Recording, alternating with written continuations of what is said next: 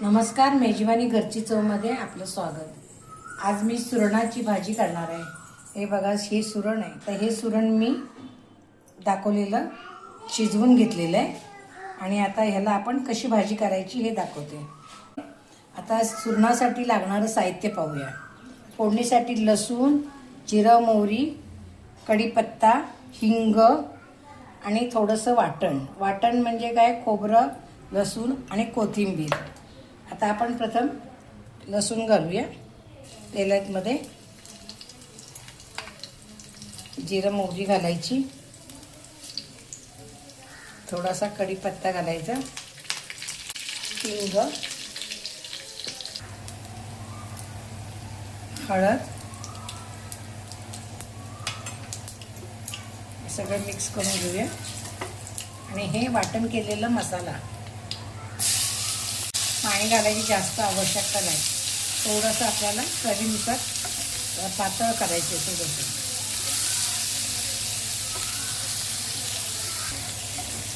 त्याच्यात हा घरचा होममेड मसाला आहे, 2 बारीक चमचे. आणि आता हे सुरण आपण याच्यामध्ये घालणार आहोत.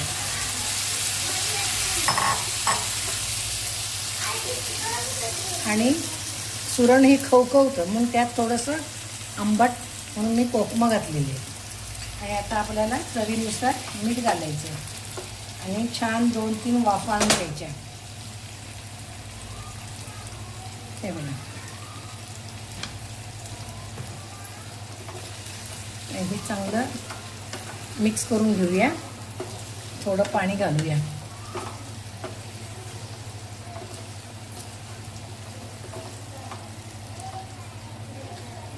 वाटण केलेलं मसाल्याचं पाणी घातलं आहे.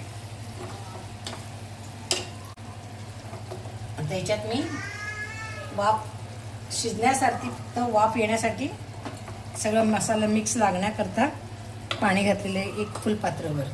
काय वाफ आणूया 2-3 मध्यम आचेवर.